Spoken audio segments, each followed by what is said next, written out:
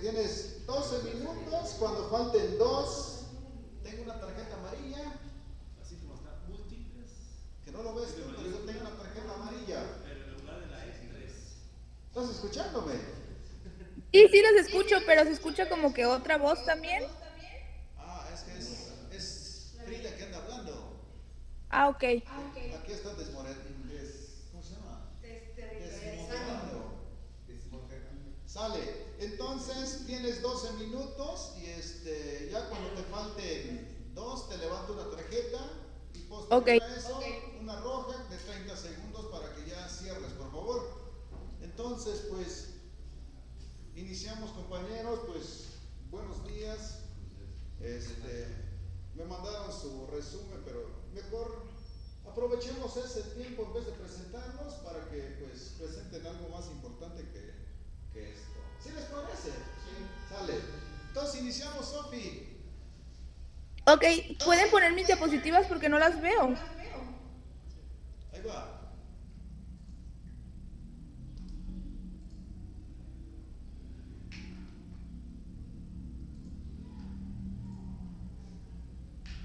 Listo. ¿Ustedes las van a ir pasando o yo las puedo ir pasando? Desde aquí lo va a mover el ingeniero, por paz. Ok, perfecto. Y tú nada más ven diciendo siguiente, siguiente, siguiente. Ok, vale. Bueno, Corre tiempo. inicio. ¿Ya? ¿Listo? Sí, corre tu tiempo. Ok, buenos días, compañeros y maestros. El presente trabajo, que opta por una metodología conceptual interpretativa de corte cualitativo, se titula El espacio social, carrera del paciente autista infantil no verbal y diversidad funcional. Siguiente, por favor.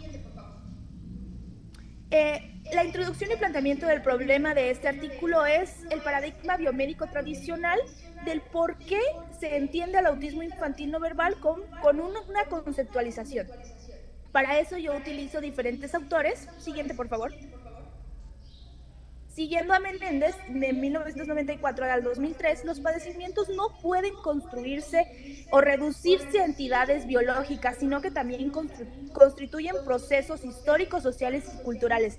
Esto implica categorías de análisis como trastorno, déficit, discapacidad, ya que estos no son neutrales y se emergen desde regímenes de poder y saber. También utilizo autores para el concepto espacio social, Bourdieu, que nos da una idea de que el espacio social estructura posibilidades de acción y de según capitales social, económico y simbólico. Siguiente, por favor.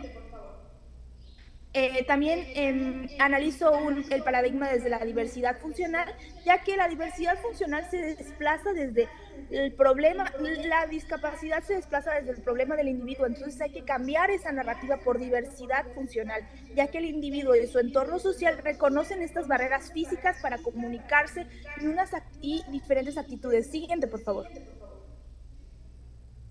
La metodología de la investigación fue un análisis conceptual interpretativo de distintas categorías conceptuales, la revisión de literatura, identificación de categorías, de los conceptos, de los autores, el análisis epistemológico, la selección de autores puntuales que enriquecieran este trabajo, articulaciones conceptuales y también las tensiones conceptuales que existen entre uno y otro autor. Siguiente, por favor. La evolución histórica del concepto autismo, tenemos que se introduce el término autismo hasta cómo llega a relacionarse a una condición o una forma de ser y estar en el mundo. Siguiente, por favor. El rol de la familia y el cuidado en Latinoamérica. Utilizo autores latinoamericanos para explicar este concepto, el rol de la familia como agente de cuidado. Siguiente, por favor. Además de hacer una crítica epistemológica de la realidad social, cuestionando esta neutralidad científica y reflexionando qué significa realmente el concepto autismo no verbal, hasta estructurarlo con conceptos de espacio social y diversidad funcional. Siguiente, por favor. También las conclusiones y futuras líneas de investigación, que el autismo requiere un enfoque de diversidad funcional, ya que no presenta un déficit, sino una diversidad, algo diferente a lo conductualmente aceptado. Siguiente, por favor. Y estas son mis referencias bibliográficas de donde obtuve la información de diversidad funcional, estudios sobre autismo, teoría social y epistemología. Bueno, muchísimas gracias. Esta ha sido la exposición.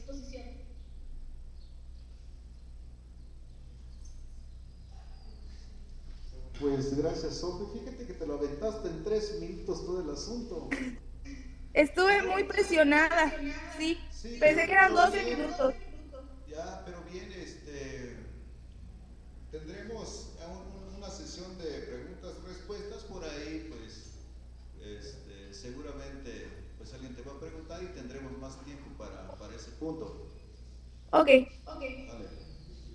Bueno, como tema siguiente tenemos el de la compañera Ara, cuyo título es La cocina como espacio intercultural. Pues Ara, lo mismo, tienes 12 minutos y llévalo con calma, 12 minutos es suficiente para que desarrolles tu tema. Entonces, pues, adelante. Ahí dice Ara.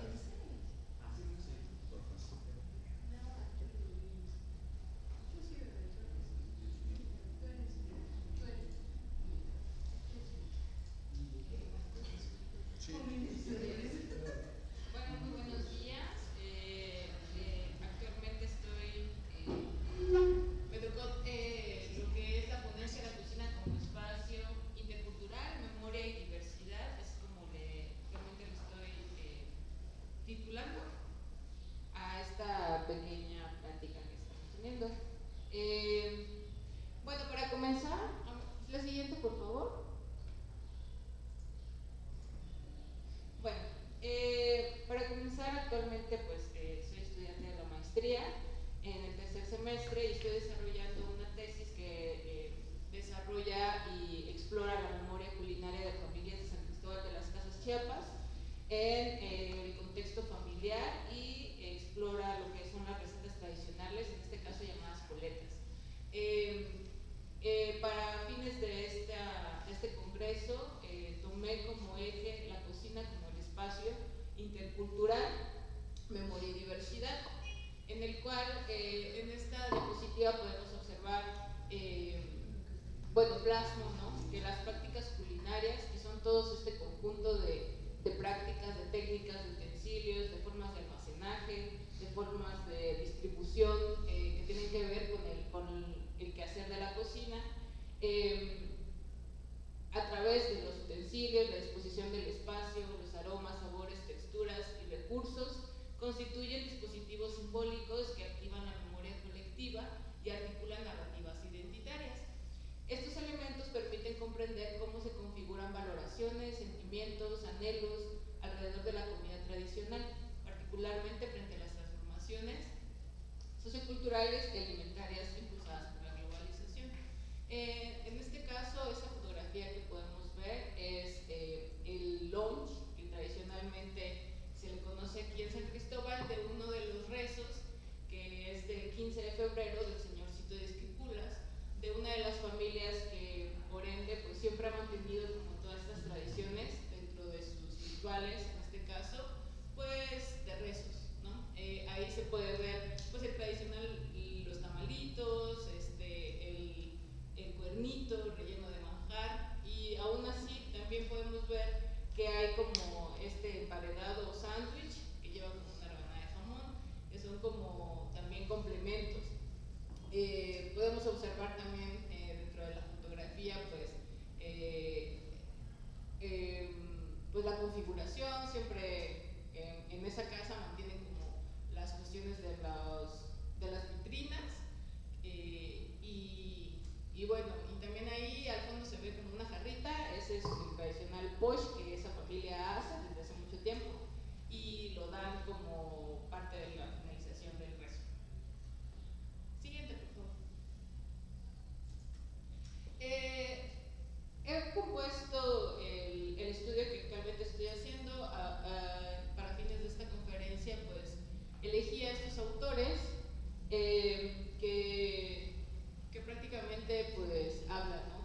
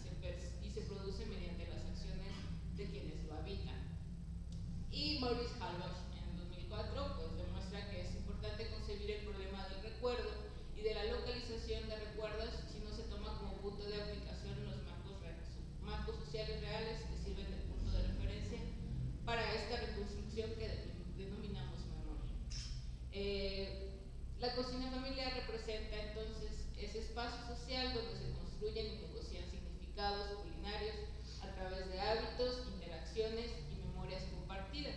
Así, comprender la cocina como espacio vivido permite interpretar la resignificación de lo tradicional ante los cambios socioculturales. Siguiente, por favor.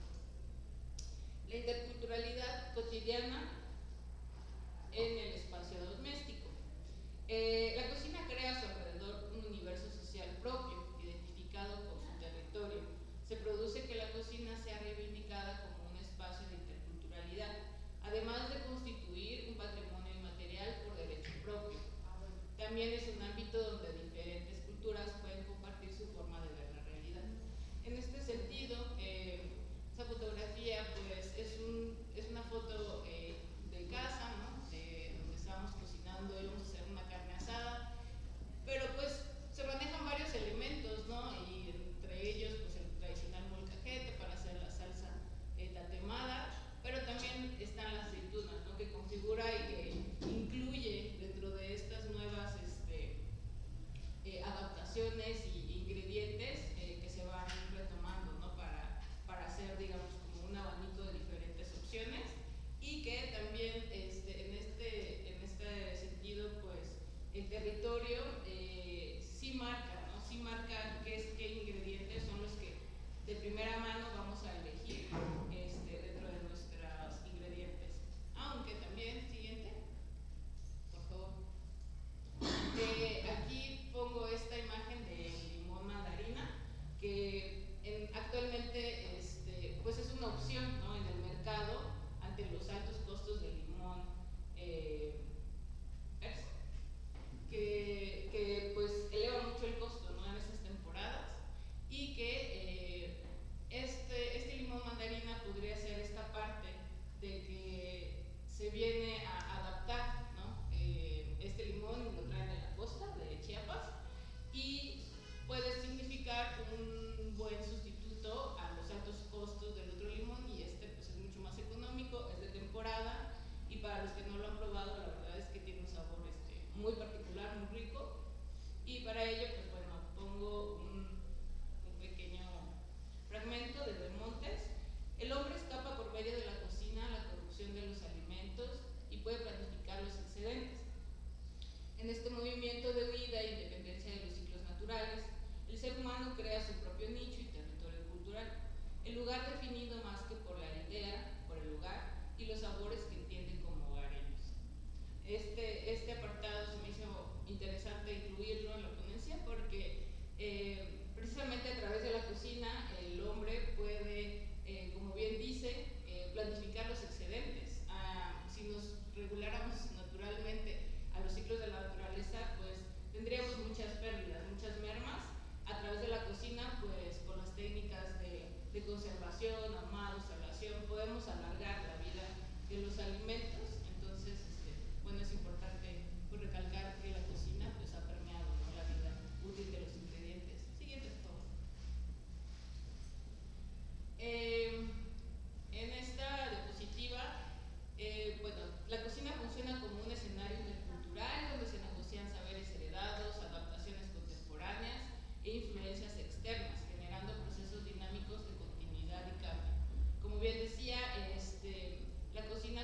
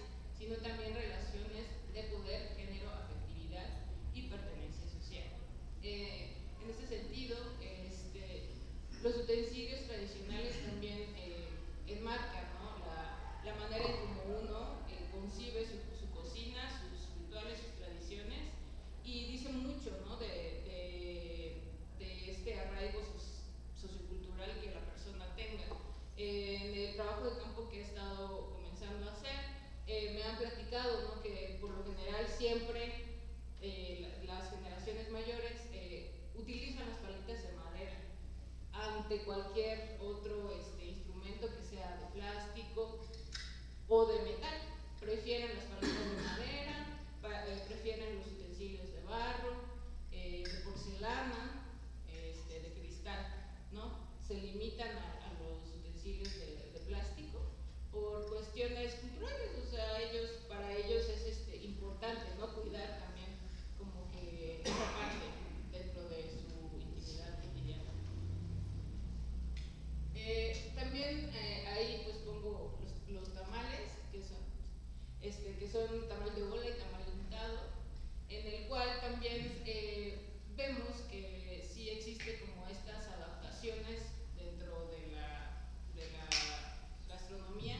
En este caso, una de esas señoras, pues sí me platicó de que ella con su mamá hacían los tamales de azafrán, y ella, realmente la abuelita, sí se iba a Ciudad de México, conseguía el azafrán tradicional, así el azafrán original, traído de España, y viajaba aquí a Ciudad de Cristóbal y hacía los tamales de azafrán. Pero ahora dice que con el paso del tiempo, pues ya el azafrán que venden aquí, pues no, es la imitación, es otro tipo de flor que lo venden como si fuera azafrán, y que realmente los tamales de azafrán pues no son los auténticos que antes se hacían en el caso de esta familia. La configuración siguiente, por favor. La configuración espacial de la cocina, sus objetos, su orden, sus materiales y su distribución expresa y produce significados. Como expresa Vergara, la disposición de los objetos muestra también, además de las funciones de usos, las carencias y por ende su emplazamiento sociocultural. Siguiente, por favor. El espacio culinario funciona como un escenario donde se entretejen las dinámicas de cambio. Ahí se observan continuidades, ausencias, adaptaciones y resignificaciones que revelan tanto la historia familiar como la influencia de globalización. Sí, podemos ver ahí una vitrina tradicional. Ahí hay algunos instrumentos que en esta familia particularmente guardan para cuestiones especiales. Siguiente, por favor. La introducción de nuevos alimentos a la ciudad no únicamente ha ocasionado, según los mismos agentes, la pérdida y aparición de nuevos productos locales, sino que también ha ocasionado la transformación o reconfiguración y resignificación de sabores, prácticas y saberes locales, así como el gusto ligado a la alimentación y las demandas en términos de necesidades que de este proceso se derivan. Ahí es el plato típico de Valencia, el asado polento. Siguiente, por favor. Y bueno, finalmente se pretende reflexionar sobre la cocina como un espacio de resistencia simbólica y de valorización cultural, en el que las prácticas alimentarias locales se resignifican frente a la homogeneización global. Es de vital importancia visibilizar la centralidad del proceso doméstico en la construcción intercultural de identidades y en la preservación activa del patrimonio cultural alimentario. Gracias.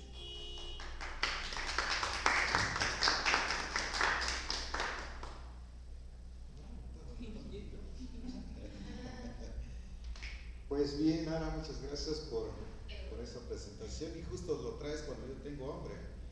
Pero pues es parte de esta dinámica, ¿no? de la cuestión de la antropología de la alimentación.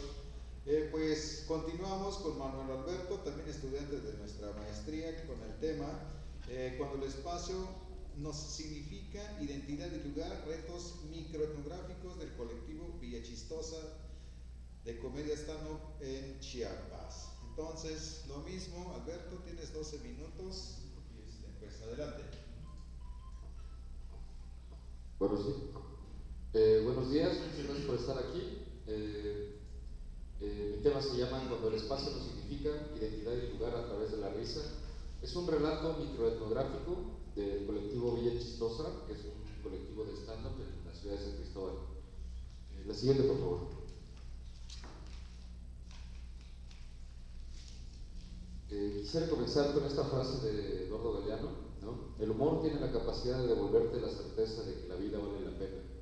Y uno se salva, a veces, por el chiste, por el mágico sonido de la risa, pero que puede no ser tu risa, pero la escondida capacidad de tomarte el pelo, de verte desde afuera y reírte de vos mismo. Siguiente, por favor. ¿Qué es el stand-up comedy? Es un género cómico versátil que se ha consolidado como una forma contemporánea de expresión cultural, donde el comediante establece una relación directa con el público para compartir narrativas humorísticas sobre la realidad social, contar chistes, hacer observaciones mordaces de lo cotidiano o burlarse de sí mismo. La implementación de este género cómico pues, es de bajo costo, se necesita prácticamente un micrófono, una bocina y un banco, ¿no? Y pues, principalmente pues, una audiencia, ¿no? Un público. Su origen se remonta a finales del siglo XVIII y principios del siglo XIX en Estados Unidos de Norteamérica. Siguiente, por favor. Se cree que comenzó en los shows de variedad llamados burlesques, que pues, son trabajos literarios y dramáticos que ridiculizan un tema. Ese tipo de espectáculos se dio en Nueva York en inicios del siglo XIX. En estos lugares había shows musicales de striptease y coreografías. También había comedia física como el clásico pastelazo. Entre risa y risa también se podían hacer aproximaciones y reflexiones como la falta de dinero, las esposas, la suegra y la autoridad. Y así surgen los chistes rápidos que buscaban mantener a la audiencia riéndose constantemente. El término stand-up tiene, hasta donde se ha investigado, tres orígenes, ¿no? El primero es el stand-up fighters o el stand-up guys, que se refiere a las mafias en los años 30, cuando estaba el tráfico del alcohol y el prohibicionismo y también la crisis económica. Se hacían peleas ilegales, ¿no? Entonces los boxeadores que resistían las golpizas o que podían mantenerse en pie, pues terminaban siendo como los allegados o ayudantes de los mafiosos, y pues por mantenerse en pie y ser de confianza, pues el término se utilizaba como stand-up guy, ¿no? Como el chico que está de pie. También otro de los orígenes podría ser el de Medicine Man, que el relato menciona que son estos, creo que alguna vez han visto en estas películas de vaqueros, donde están las carretas y va el hombre con su botica llenas de frasquitos, vendiendo lociones, pociones, brebajes, ¿no? Es un poco a lo que se refiere, porque esos personajes tenían que mantener la atención del público para pues, convencerlos, ¿no? Prácticamente para defraudarlos y venderles alguno de sus productos, ¿no? Es otro término. Y uno de los términos también que surge en la Gran Depresión en Estados Unidos, ¿no? En el periodo de 1929-1939, era porque como la gente estaba pasando una crisis tan grande que no había ni siquiera sillas en donde poder sentarse, muchos optaron por mantenerse de pie y hacer comedia o tratar de entretener a la gente en las calles, en las plazas, para pues ganarse algunas monedas, ¿no? Entonces el término pues es pues un anglicismo, ¿no? Está en inglés. Ahora en América Latina se ha adoptado, ¿no? Como pues ya parte de una profesión incluso. Y pues bueno, esos son los términos o los orígenes de los términos. Siguiente. Para esta presentación en particular tomé el caso del colectivo Villa Chistosa, que es un grupo de stand-up que realiza Open Mix. El Open Mix igual es un anglicismo que se refiere a un micrófono abierto, a un espacio en el cual hay una oportunidad, si uno se atreve, de subirse y poder relatar algo, tocar un instrumento, cantar. En particular los Open Mix muchas veces son solo de música o de comedia, ¿no? Y los shows, ¿no? La diferencia entre un Open Mic que es abierto, es público, es poco el tiempo que tiene el comediante, ¿no? Y los shows generalmente se venden boletos y ya es con un público especial, ¿no? Se realizan en bares, centros culturales, espacios públicos, ¿no? El contexto, pues San Cristóbal, ¿no? El laboratorio de interculturalidad, donde convergen culturas indígenas, mestizas, migrantes, turistas, nacionales y extranjeros. Y como metodología utiliza el microanálisis etnográfico de Erickson, de 93, y realizando observación participante, registro audiovisual y entrevistas situadas. Siguiente, por favor.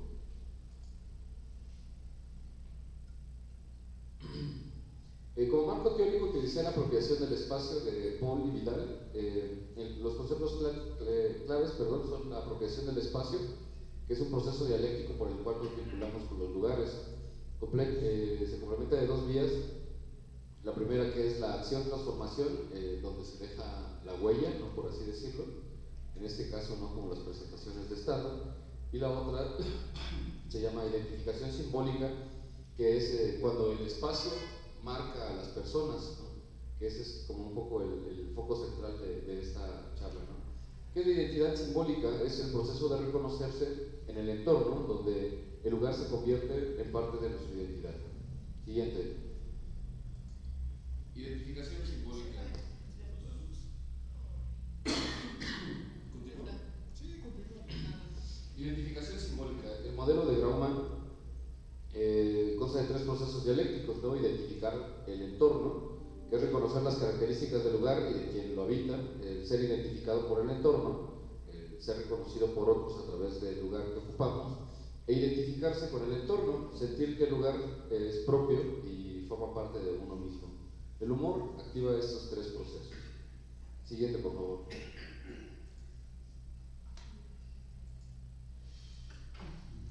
En el caso de Villa Chistosa en San Cristóbal, es un colectivo, ¿no? Bueno, yo supuse, ¿no? O pensé que era un colectivo, ¿no? Cuando ya varios de ellos me han enfatizado que son un grupo polihumoroso, ¿no? Entonces, pues bueno, para fines prácticos lo seguiré mencionando como colectivo, ¿no? ¿Y por qué ellos? Porque pues, las prácticas cómicas, ¿no? Escénicas que realizan, pues son rituales de identificación en tiempo real. Siguiente, por favor.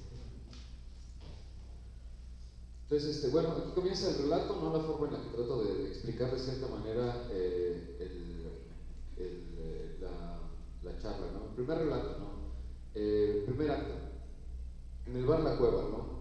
La escena es un open mic en la noche en el bar del centro de la ciudad, ¿no? Que se realiza todos los viernes a las 9:30. El host o el anfitrión pregunta: ¿cuántos son de San Cristóbal y cuántos son chilangos? En el público no hay chilangos, ¿no? Entonces el host remata diciendo: ¿qué pedo con la torta de tamal? ¿No? El análisis, el comediante ayuda al público a identificar el entorno, señala las tensiones sociodemográficas del espacio locales versus foráneos y lo resuelve con una risa compartida y cómplice, ¿no? La risa colectiva es un reconocimiento de esas tensiones. El espacio se significa como un campo de distinción e identidad compartida. Siguiente, por favor. Acto 2, en el centro cultural, ¿no? Que es identificarse con el entorno. La escena es un show con boletaje en un centro cultural. Haciendo un poco más de énfasis, el show generalmente dura de 1 hora a 1:30. Generalmente son un par de comediantes que participan. Hay alguien que suele abrirles, ocupa algunos minutos para calentar el público, por así decirlo. Bueno, entonces la rutina de Canchi. ¿Qué pedo con la gentrificación? En otra ocasión me subí a una combi y de inmediato una señora anciana y blanca me hizo sentir muy raro. Tomó su bolso muy fuerte y me hizo sentir muy mal. Fue un momento extremadamente incómodo, porque yo se lo jalaba y ella gritaba. Análisis. El público se identifica con el entorno. El chiste evoca un San Cristóbal profundo, ¿no? Tradicional, que coexiste con un San Cristóbal moderno y urbano, moderno y urbano del público, ¿no? Que pues, se refiere un poco más a la gentrificación. Y la risa valora la hibridez cultural como parte de la identidad local. Siguiente, por favor. Relato 3, la ruptura, ser identificado por el entorno. La escena, una comediante primeriza hace un chiste sobre el acento de un vendedor sotzil. Interrupción del público, ¿no? Eso no es un chiste, es racismo. Hay un silencio tenso. El comediante intenta resolverlo con otro chiste. ¿Qué pedo con los bebés que nacen muertos? Algunas personas del público se molestan, le reclaman y se van del lugar. El análisis. El público le dice al colectivo: este es un espacio donde eso no se dice. Es el proceso de ser identificado por el entorno. La comunidad hace valer sus propias normas. La risa falla y se convierte en un termómetro que marca el límite de lo decible. A partir de eso, dentro del colectivo se crean estrategias y protocolos antes del show al público, a través de un disclaimer, que pues, de ahí se descarga la responsabilidad del lugar, ¿no? Hay un aviso legal, ¿no? Que al ser un show de comedia pues se tocan temas variados. Y pues sobre todo pues una advertencia, ¿no? De que pues si eres sensible a ciertos temas, pues mejor no vayas. busca otros comediantes, ¿no? Y pues la discusión, ¿no? La siguiente, por favor. La risa como un termómetro identitario, ¿no? ¿Qué nos dicen estos tres actos? La comedia stand-up de San Cristóbal es un espacio simbólico urbano, según Valero en el 97, y la risa compartida activa los tres procesos de identificación de Grauman. A través del humor, los espacios genéricos, bares, centros culturales, se significan como lugares de negociación identitaria. El colectivo actúa como un catalizador de la localización de los fenómenos globales y locales, adaptando un formato global a tensiones locales. Y como conclusión les puedo decir que el espacio nos significa activamente a través del proceso de identificación simbólica. La risa en el stand-up comedy es un mecanismo social que activa estos procesos permitiendo negociar las identidades en tiempo real. El colectivo Villa Chistosa transforma los espacios de San Cristóbal en laboratorios de interculturalidad donde se definen límites y se celebran pertenencias. El concepto de apropiación del espacio es una herramienta teórica fundamental para el estudio sobre la diversidad cultural y los espacios sociales. El concepto de apropiación del espacio es una herramienta fundamental para realizar las prácticas culturales en contextos de diversidad. Siguiente. Siguiente, por favor.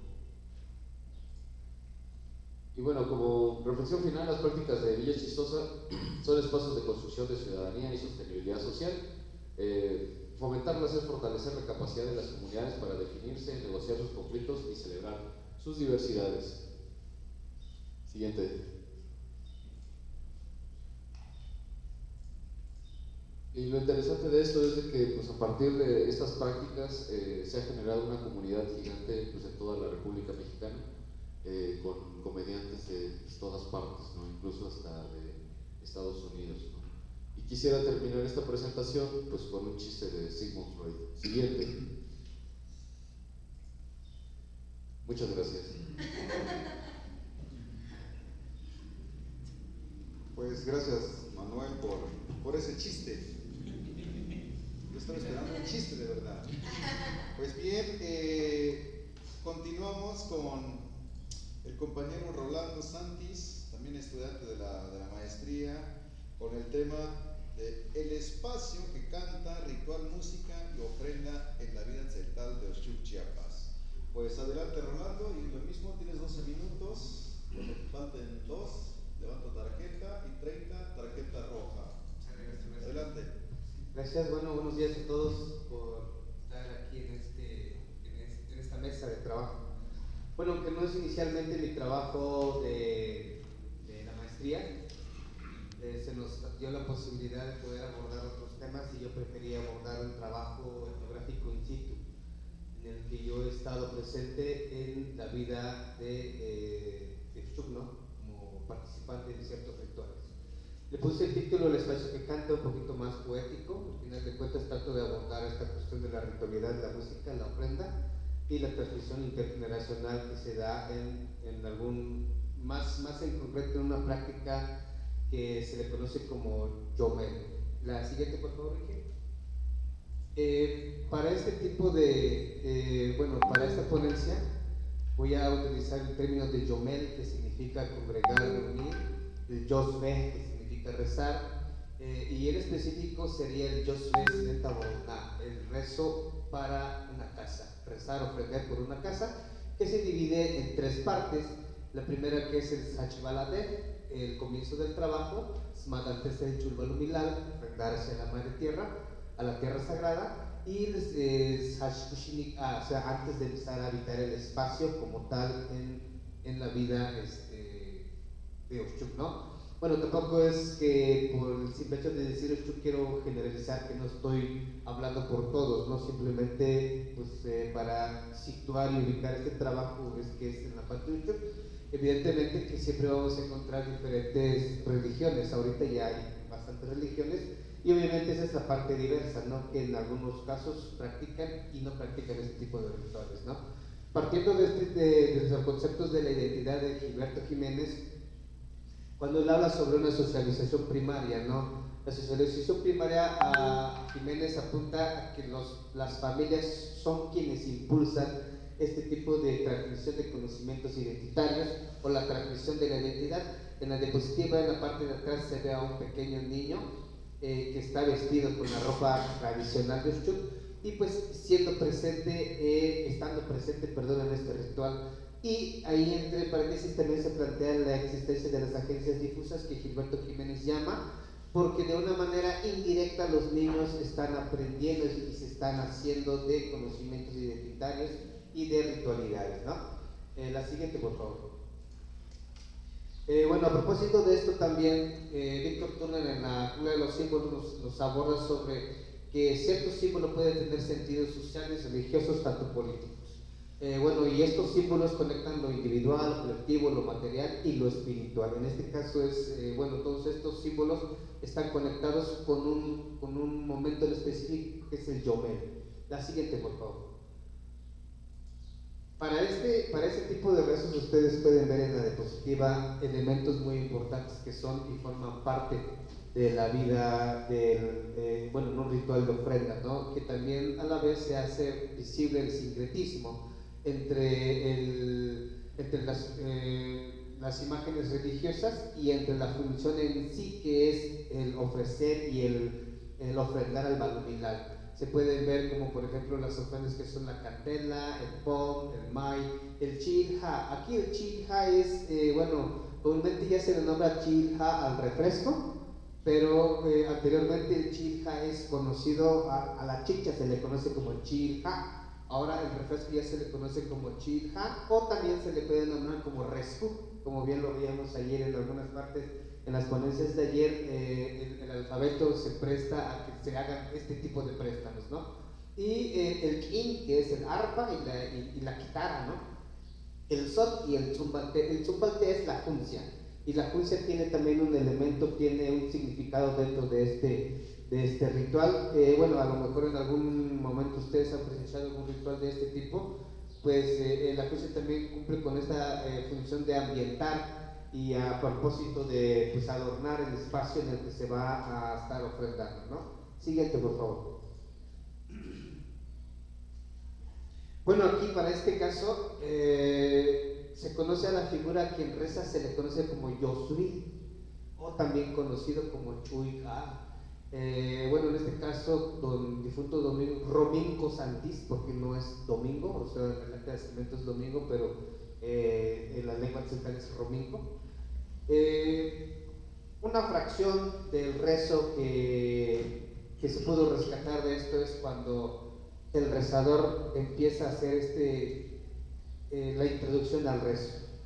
El de Talon Cajual, Tayuchi Labotan, Tasleki Labotan, Leta Chulsaquilná, Chulsaquilaví, Nijilon Kulel, Puzulon Kulel. O sea, el rezo es bastante largo, pero para fines prácticos rescaté esta parte, ¿no? La introducción de cuando el rezador empieza a decir: he venido, Dios mío, a esta Casa Blanca. Casa Blanca se refiere a la iglesia del pueblo, con todo mi corazón, con Nijilon Kulel, he venido con todo respeto, he venido a Ochao, etcétera, ¿no?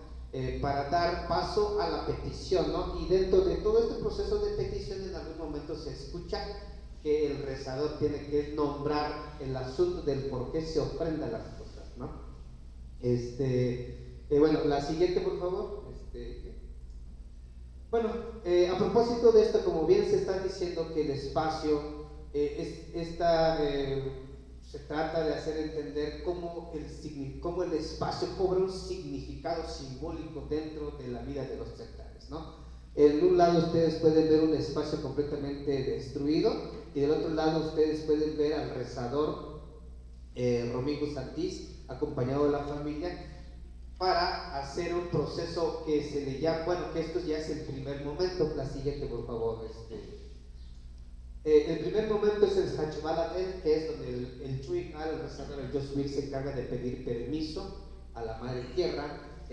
Ahí, ¿por qué? Porque porque va a haber el Tihlum y el Kushholol, el mover la tierra, y el Kushholol. El Kushholol lo vinculé con esta cuestión de Ishbalanquera, cuando manda a ser llamado por los 13 señores del inframundo, baja y le dicen: es que ¿quién está jugando allá arriba? Que venga aquí y nos venga, queremos ver si pasan las 13 cámaras, ¿no? Vinculado con esta cuestión del inframundo.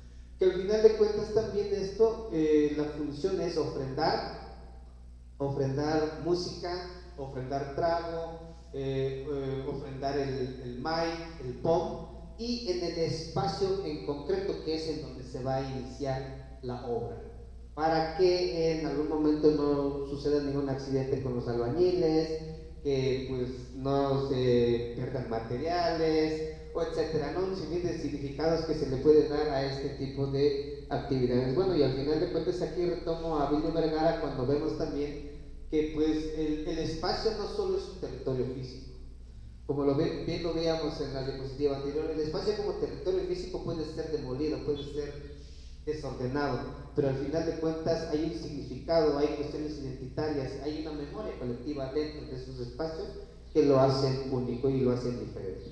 La siguiente, por favor.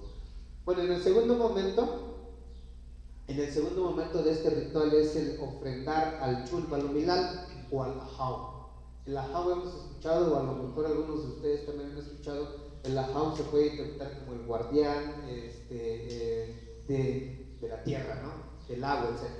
El Chul Balumilal, bueno, el Chul también es concepto que se puede interpretar desde el concepto de Hitach como algo sagrado. Chul, de sagrado, espíritu, alma, ¿no? Al igual que Calixta Guiteras en su texto de los peligros del alma lo nombra también como ya llegó su chulel. O sea, todo está nombrado como que si tuviera o tiene un espíritu en la concepción indígena, ¿no? Bueno, entonces en este segundo momento se le da un mahán al Chul Balumilal o un Sre'el Balumilal. El Sre'el es comida, su ofrenda, y para este caso es el Ol Wakash, la cabeza del ganado. Se tiene la creencia que esta cabeza de ganado será quien va a cargar la obra.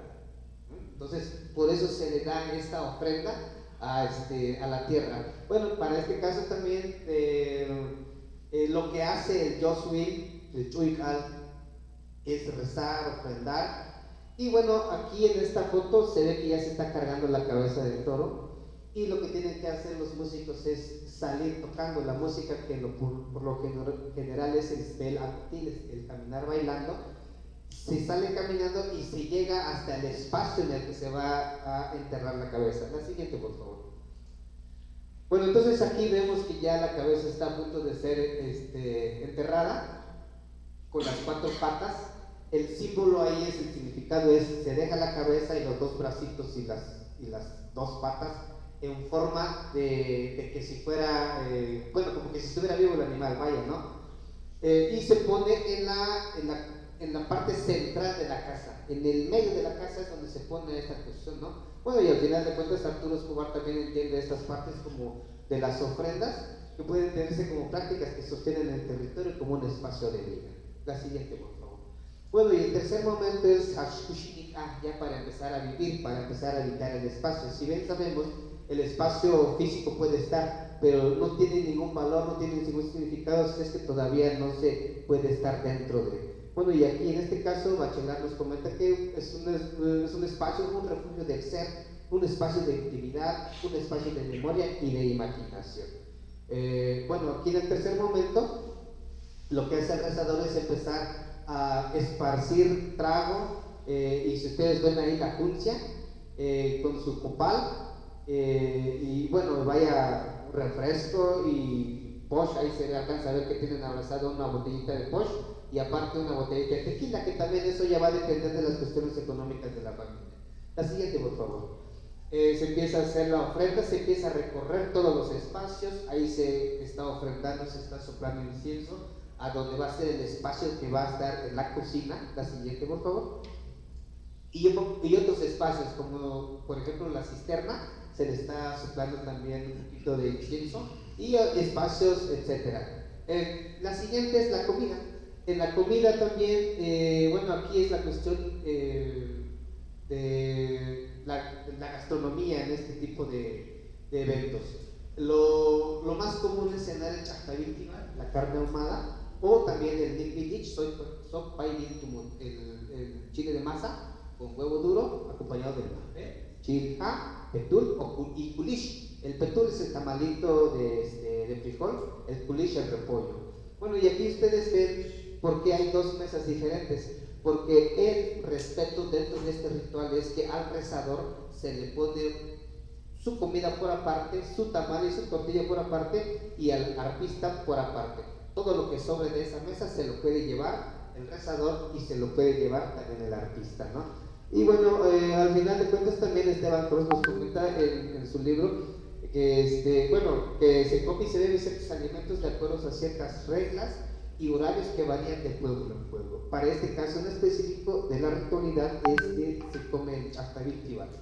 Y bueno, pues eso sería todo. La última diapositiva es también para honrar la memoria del chuical Domingo Santís, quien falleció, pero fue un importante chuical conocedor de la cultura de la ritualidad. Gracias, maestro.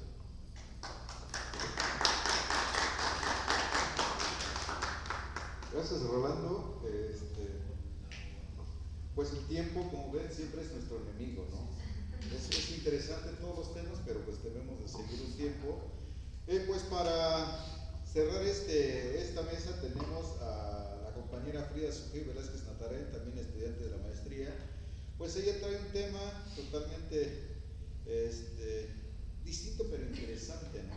Sobre este asunto de las maternidades diversas, interculturalidad, luchas y resistencias. Entonces, lo mismo, Frida, tienes 12 minutos, cuando falten 2 te aviso y pues sale la tarjeta roja, ¿no? Para la expulsión. Pues, adelante, Frida. IGS 900. Esta no es representación. No.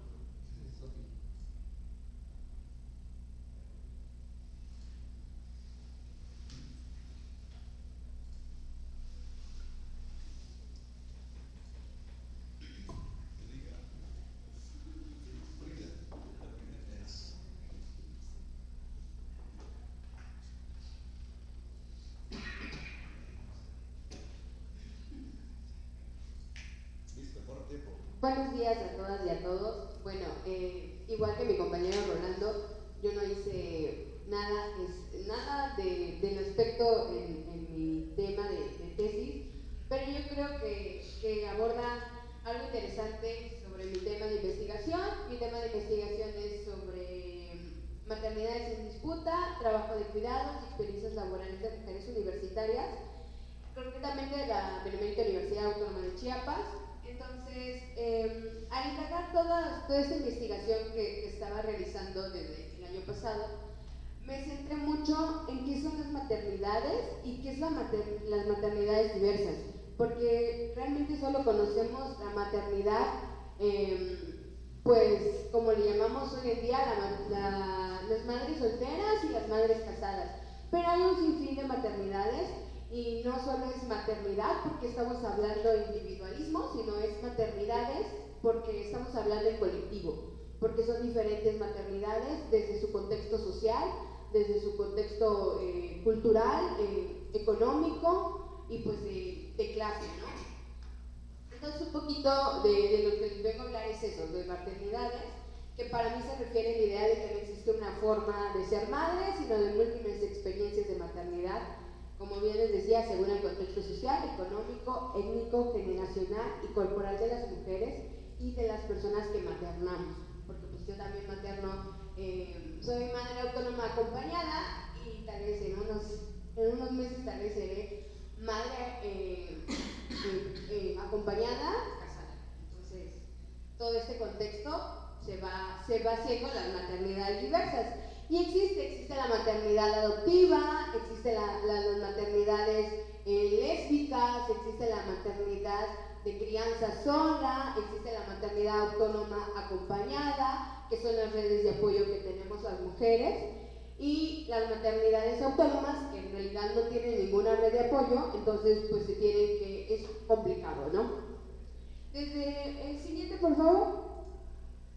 Bueno, mi introducción es de las epistemologías feministas, de economía política del cuidado, maternidad como construcción, relaciones de poder y críticas feministas al universalismo.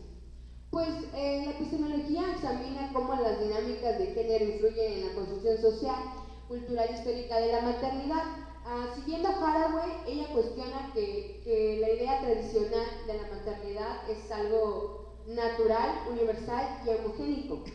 Y ella cuestiona en donde dice que se entiende como una construcción social atravesada por relaciones de poder. Al hablar de maternidades diversas, pues implica conocer que no todas las mujeres viven la maternidad igual.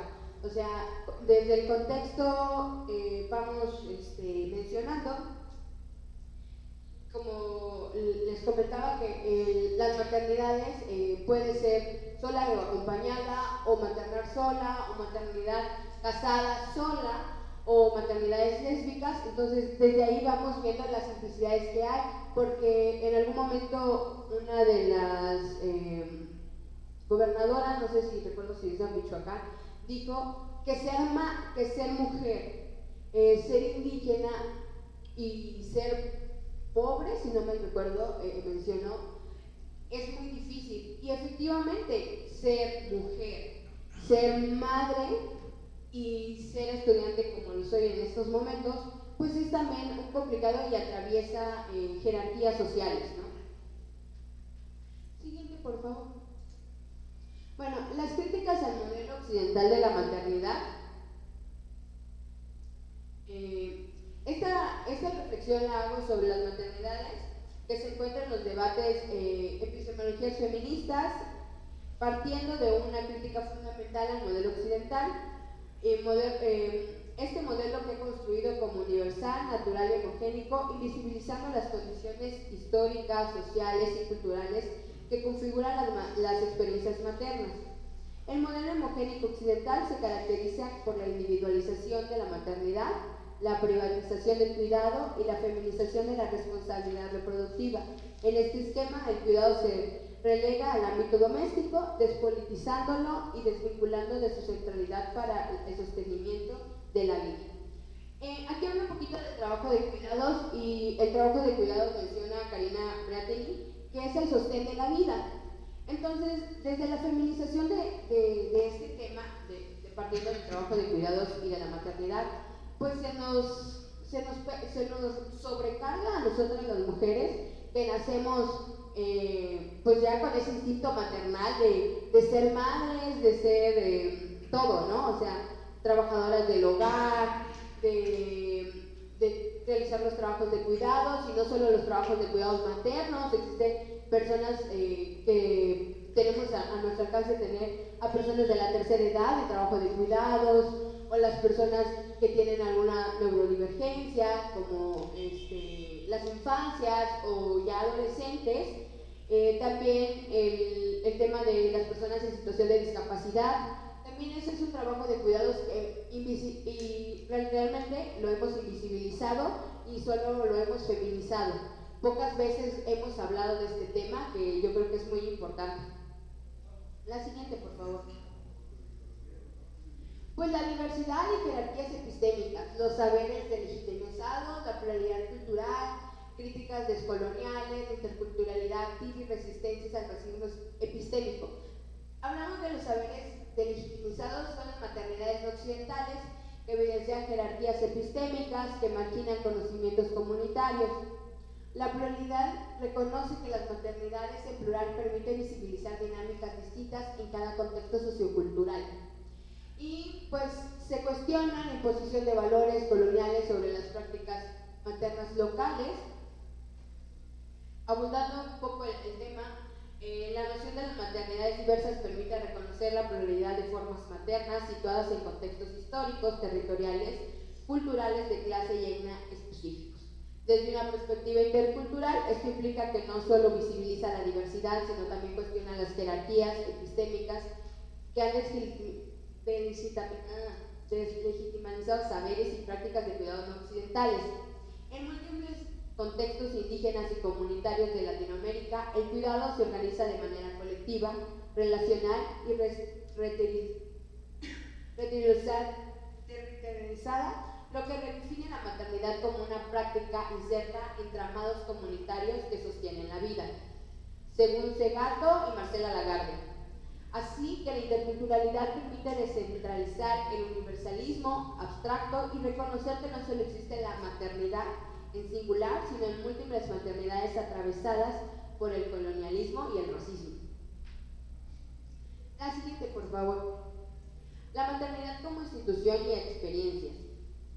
Bueno, desde aquí les comparto pues que estoy en mi trabajo de campo haciendo entrevistas a narrativas a mujeres universitarias de la zona metropolitana, en Tuxtla Gutiérrez, y es algo interesante ver y distinguir cómo hemos normalizado muchas cuestiones dentro de nuestra maternidad que a veces sobrepasa la carga laboral y olvidamos que también somos madres. Entonces, en algunas cuestiones de estas mujeres, en las entrevistas, me he percatado que tenemos que llevar a las infancias a nuestros lugares de trabajo para hacernos visibles, para hacer visible la maternidad y empezar a cuestionar, y obviamente la sociedad no está como lista para enfrentarse a estos múltiples pues en el contexto que estamos viviendo, ¿no? Y la maternidad como experiencia abre la posibilidad de reconocer las vivencias concretas de las mujeres, las cuales no son homogéneas ni completamente determinadas por dichos mandatos. Esta distinción permite comprender que la maternidad como campo de tensión donde coexiste la opresión, estructura y la posibilidad de agencia. La siguiente, por favor. Las maternidades evidencian que las mujeres no son sujetos pasivos frente a los mandatos de género, sino que constantemente negocian, resignifican y transgreden las expectativas sociales en un entorno a la maternidad. Estas negociaciones se vuelven particularmente visibles en contextos donde las mujeres participan en espacios educativos, laborales y políticos. En estos escenarios, la maternidad se convierte en un campo de disputa donde se tensionan las normas tradicionales y emergen nuevas formas de habitarla. Así, las experiencias maternas revelan tanto la persistencia de desigualdad como la capacidad de las mujeres para definir los roles y las prácticas cotidianas. En este aspecto, antes de entrar a la descripción de los trabajos de cuidados, pues vemos que hay muchas diferencias de todas estas maternidades y que pensamos nada más que solo nos pasa a una maternidad, y vemos los movimientos que no, que en colectividad que se maneja la maternidad, aunque muchas veces nosotras como madres preferimos el individualismo ya personal. La siguiente, por favor. Pues esta es la distribución del trabajo de cuidados, que es la colectivización del cuidado, las políticas de igualdad, el reconocimiento del trabajo, la economía feminista y redes solidarias. Siguiente, por favor. La participación educativa y laboral, universitarias madres, espacios laborales inclusivos, estrategias de conciliación, agencias individuales y superación de barreras. Dentro de las universidades públicas a nivel nacional, la única que tiene como una política pública del trabajo de cuidados pues es la Universidad Autónoma de México, la UNAM. Y a partir de estos movimientos, pues la universidad también está rediseñando una política pública para poder agenciar el trabajo de cuidados. Siguiente, por favor. La defensa de prácticas culturales. La resistencia también se expresa en la defensa de prácticas culturales propias frente a modelos hegemónicos de crianza y maternidad. Esto implica preservar formas comunitarias de cuidado y disputar la imposición de normas externas que buscan homogeneizar las prácticas de reproducción social. En este sentido, las maternidades se articulan con luchas más amplias por la autonomía, el territorio y la defensa de la vida, particularmente en los pueblos y comunidades originarias. Pues la maternidad se convierte así en un espacio de resistencia, cultura y política. Ya para terminar, en la siguiente, por favor, es la organización colectiva como estrategia. Pues finalmente la organización colectiva emerge como una estrategia fundamental de resistencia. A través de ella las mujeres articulan demandas por el reconocimiento del trabajo de cuidados, el acceso a los derechos y la transformación de las relaciones de género. En estas formas de acción colectiva evidencian que la maternidad no es únicamente una experiencia individual, sino un espacio político desde el cual se disputan sentidos, recursos y formas de organización de la vida. En conjunto, las maternidades diversas permiten comprender la maternidad como un terreno profundamente político, donde se entrelazan la reproducción de desigual y las posibilidades de transformación social. Pues esto sería pues un poquito del tema que estoy abordando dentro de mi trabajo de tesis. Gracias.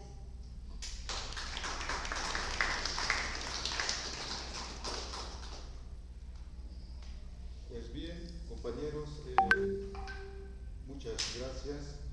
Pues tenemos una hora para preguntas y respuestas, así que pues aprovechemos este tiempo.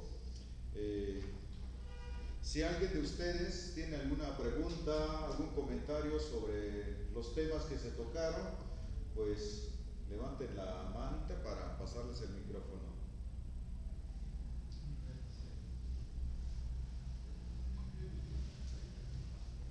Que escuché un poco a Rolando.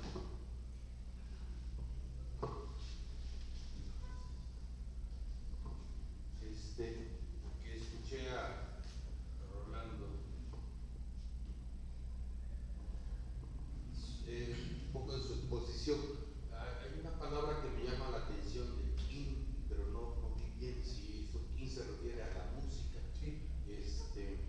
Que en el maya clásico, incluso, bueno, la importancia de la música como ofrenda y también la música en los espacios de diversión, en la parte profana.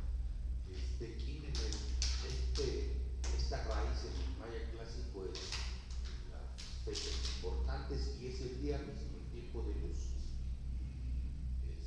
Y ahora en algunas lenguas como el Tocolabán, por ejemplo, cuando llega el cumpleaños de quien sea, sería su día, el día del santo, la santa, la virgen de la localidad, el lugar sagrado, todo es con este vocablo que creo que se está perdiendo, me llama la atención, y que también te relaciona con la música, con los músicos.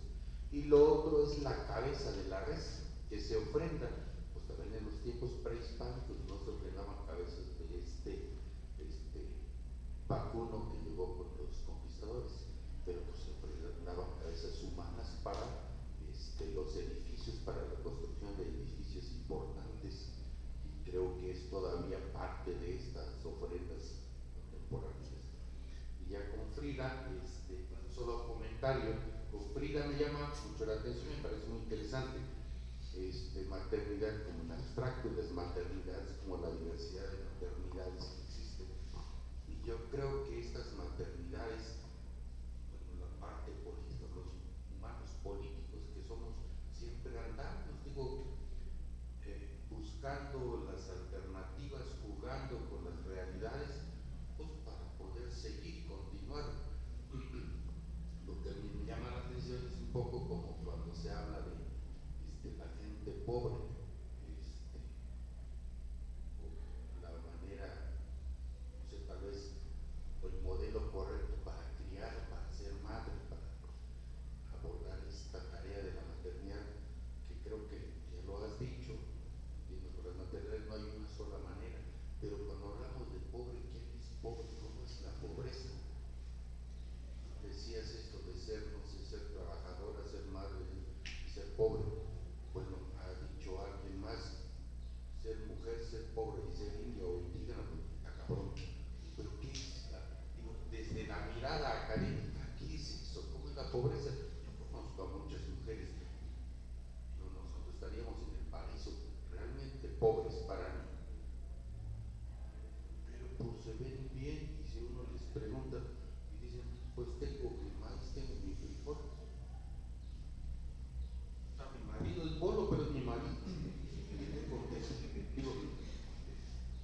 Lo estoy comentando porque digo, hay diversas realidades y tal vez como que de repente hacer un catálogo de qué es bueno, qué es malo, medio bueno o re bueno, pues yo creo más bien, yo estoy pensando que tu trabajo de tesis es ver todas estas realidades y hacer un análisis sin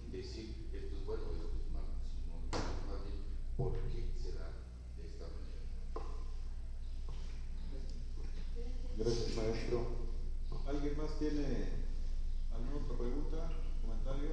No sé si van a contestar primero o se hace una ronda de... Hacemos una ronda y pues ya contestan. Bueno, entonces yo... El doctor Reyes. Por favor, gracias. Gracias. Voy a ir por partes, voy a comenzar con Sofía.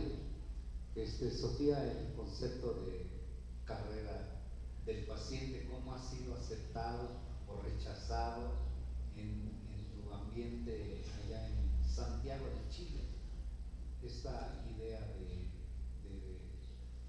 que la persona cuando enferma busca diferentes instancias alternativas para buscar problemas su salud, comenzando con la autoatención, toda la carrera que existe en la búsqueda de recuperar la salud. Esta es una pregunta sobre cómo ha sido percibido ese concepto en el grupo con el cual estás colaborando en este momento. Ese es uno. Después, perdón. Perdón, doctor, pensé que ya había terminado. Como están haciendo una ronda de preguntas y después van a hacer una ronda de respuestas. Sí, con la compañera Trujillo sobre los alimentos, cuando se habla de la comida coleta y esta interculturalidad, creo que la cocina es un espacio ideal de interculturalidad donde se aceptan elementos ajenos, un tanto ajenos a la cultura de la sociedad coleta, y son bien recibidos, ¿no? Ahora, seguramente en la cocina, pues comer comida coleta, exclusivamente coleta, pues no, sino que es una combinación de alimentos, ¿no? No sé, se me ocurre, por ejemplo, acompañar una comida auténtica coleta con un buen vino tinto, o un vino rosado, o un vino blanco. Ahí se da esa interculturalidad. Pero pues hay varias clases de coletas hablando de pobreza. ¿Cuántas personas coletas pueden acceder a ese tipo de alimentos si su capacidad económica pues es limitada? ¿Cuál es la comida coleta? ¿A quién representa de la sociedad coleta? ¿A los barrios marginales? ¿A los sectores más pudientes? ¿O a los visitantes que se les está vendiendo esta imagen de la comida coleta? Evidentemente que hay alimentos que son más de carácter popular, pues pusiste unas imágenes ahí que dan envidia, ¿no? De unos tamales a esta hora y otros alimentos que son más de la colectividad, pero no sé, otros alimentos como mucho más refinados, como mucho más o poco accesibles al resto. Entonces, a hablar de comida coleta, pero ¿de qué sector de la población coleta? ¿En general o nada más para los auténticos coletos? Y los falsos coletos o los medios coletos, pues no sé si puedan acceder a ese tipo de alimentos. Si después, hasta ahí dejo mi comentario, después me voy con Manuel respecto a la risa. Pues es el chiste del chiste es hacer reír, si no, no tiene chiste. Pero ese chiste es para un cierto sector de la población que puede entender ese chiste, pero si no entiende ese chiste, ¿qué chiste tiene el chiste? Y me refiero, por ejemplo, a población indígena, por ejemplo, que va a ver la comedia, pues a la mejor se ríe por contagio, porque no entendió el chiste. Y para que no pase como tonto, pues se tiene que reír como los demás. Entonces, el chiste tiene un vínculo cultural y cuando se logra penetrar a diferentes ideas, a diferentes pensamientos, a diferentes formas de percibir, entonces ahí sí existe la interculturalidad. Pero si vamos a poner el escenario al revés, si un indígena te cuenta un chiste, pues a lo mejor para ti no tiene ese chiste. Hay que estar inmersos en la cultura del grupo para poder entender el chiste. Así sea un chiste cruel, como los que pusiste ahí, unos chistes muy crueles, ¿sí? El que dices de la señora de la compra, ese es demasiado cruel. Se necesita ser perverso para poder hacer ese tipo de chistes. Exacto. Entonces, y así me voy también con el compañero Rolando.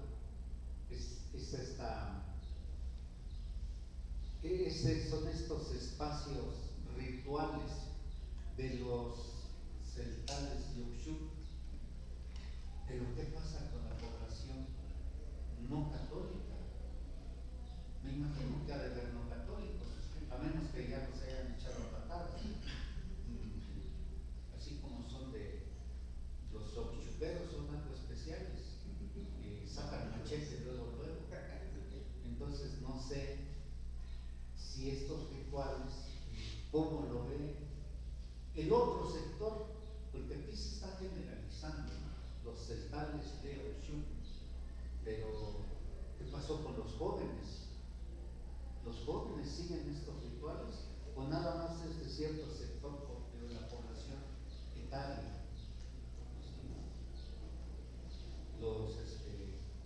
Los adventistas, como dicen los cristianos, los testigos de Jehová.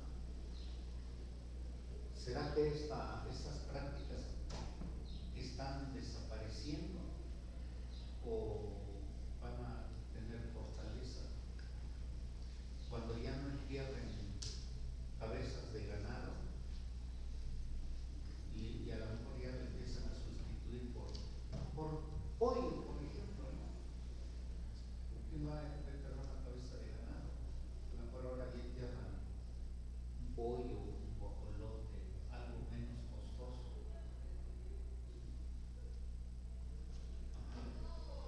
Y para culminar con la compañera Sujei, bueno, es un tema muy polémico, de las maternidades, y sobre todo desde la perspectiva feminista.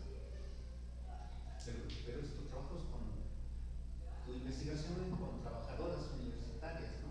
Sí, ese es otro ambiente muy distinto, porque ahí la mujer tiene un ingreso económico con el cual sustentar su familia. Pero si lo extendemos fuera de la universidad, pues si ya de por sí la mujer tiene una sobrecarga estigmatizada, sobre todo de las madres solteras, cuando enfrenta situaciones de pobreza, pues no va a poder atender bien a su familia como ella quisiera. Ajá. Entonces, ¿qué pasa con el papel del hombre? Ahí está ausente el papel del hombre, cuando debería estar presente. ¿Qué pasó con el hombre? ¿Qué hizo su chiste? Y ahora, ¿quién podrá defender? Entonces, falta la otra parte. Para mí esto falta la otra parte. ¿Qué pasó con el hombre ahí? No sé si te interesa además de ver la parte del hombre, la parte masculina, o dices, pues eso a mí no me interesa, pero lo dejo como una pregunta. Gracias. Gracias, doctor Reyes. Pues podemos empezar de ahí y terminamos en pantalla, Cuerpas. Okay. Bueno, contestando a la pregunta respuesta del doctor, del maestro Antonio. En realidad, desde nuestra perspectiva feminista, desde la desigualdad de género, clase y etnia, pues ahí vemos la pobreza desde nuestro punto de vista feminista. Entonces, sí es cuestionable esta parte, y también creo que en algún momento lo platicamos en clase, no recuerdo si fue con el doctor Lomelí o con el doctor Plasencia, en donde mencionábamos que muchas mujeres de las comunidades, de los pueblos originarios, ellas dicen, pues yo no creo que ser pobre, porque pues tengo lo que usted mencionaba, el frijol, el arroz, o sea, para ellas no, pero si vamos académicamente y estadísticamente, pues para el INEGI o para estos movimientos que existen con nosotras como los feministas, para nosotras sí existe la pobreza en los pueblos originarios, porque no tienen todas las comodidades que deberían, una vivienda digna. Si hablamos a los derechos fundamentales y universales que existen, pues no hay una vivienda digna. Algunas infancias pues tampoco van a la escuela, porque pues o van a la escuela o tienen que trabajar. Entonces esas son las situaciones que nosotros observamos dentro de esta perspectiva de pobreza. Y continuando con el tema del doctor Laureano mencionando dónde quedan las paternidades, sí, también veo y observo ya en mi análisis, en la sistematización, en dónde quedan, porque algunas son madres casadas solas. ¿Por qué? Porque así está la pareja, pero pues la pareja solo se dedica a su trabajo, y si la mujer quiere avanzar profesionalmente, pues ella tiene que buscar esas redes de apoyo que existen para que ella pueda sustentar un doctorado, una maestría o una licenciatura, porque en realidad no hay un acompañamiento de pareja o del padre. Hay otras que son madres divorciadas, otras que son madres autónomas y crían solas, que no hay unas redes de apoyo. Entonces, sí lo observo dentro de mi sistematización que voy a realizar, sí observo esas paternidades. Y mencionando un poquito, se me pasaba a mencionar que el INEGI en el 2024 habla que existen 32 millones de madres solteras. Deberíamos verificar eso y decir, existen 32 millones de padres ausentes. ¿Por qué? Porque si vamos desde esa perspectiva que usted me mencionaba, ¿dónde están? Pues sí están, de que existen y están por el mundo, pero si vamos a esta parte legal y jurídica, pues vemos estos procesos de demanda de pensión alimenticia. Los divorcios son factiblemente rápidos, o sea, en menos de un año pues ya tienes un divorcio, pero estas pensiones que se alargan, estas pensiones que llegan hasta 3, 4 años, queriendo como tener una pensión digna para las infancias, y lamentablemente ¿qué pasa? Pues es cansancio mental, emocional, físico para nosotras, porque es retroceder, y pues ¿quién va a maternar y quién va a criar a las infancias? Pues nosotras, porque pues el padre no existe, el padre no quiere, está evadiendo su responsabilidad, con tal pues de no estar ni económicamente, ni funcionalmente y ni afectivamente. Esa sería como mi respuesta. Bueno, yo nada más quiero comentar con respecto a lo que comentaba el maestro Antonio. El término kin, justamente, creo que también se comentaba ayer en las ponencias con los lingüistas que nos acompañaron ayer, ¿no? Puede tener múltiples significados. Efectivamente, el término kin se emplea, por ejemplo, para decir tajimoquín, fiesta de fuego.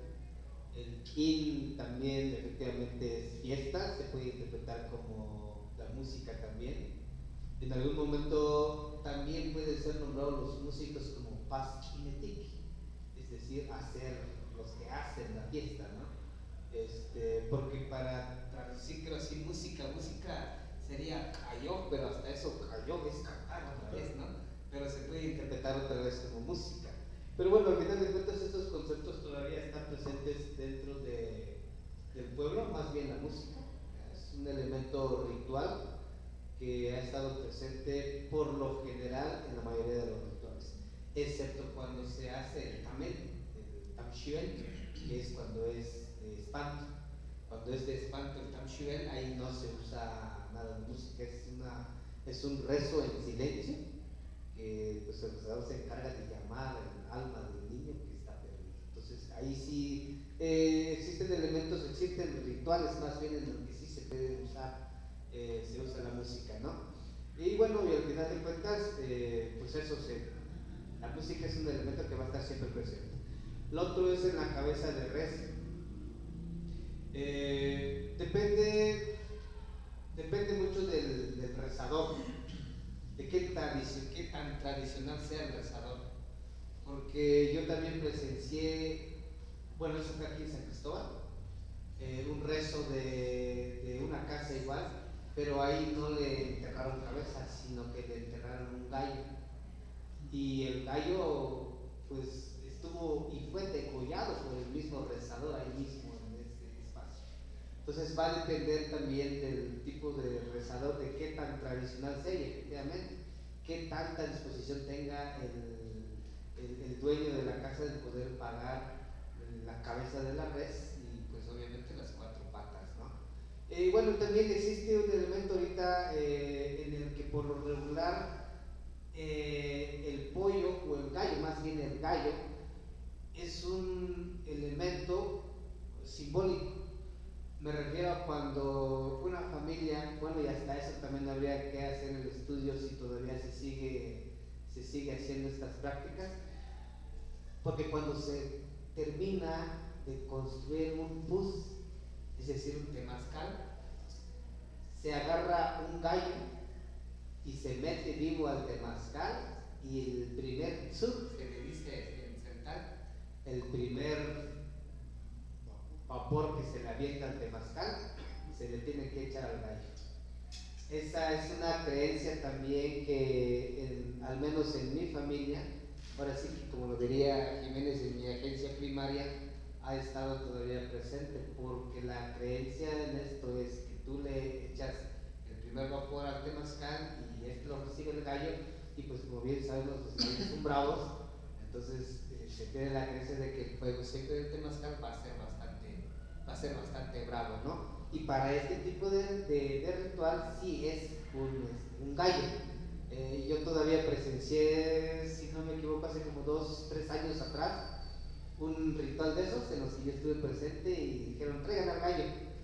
Y se trajeron al gallo y ya estábamos puros, ya está eso también, puros hombres dentro de la primera bañada, y el mayor de todos los que estábamos ahí se encarga de echarle fuego y va la primera rameada para el gallo, ¿no?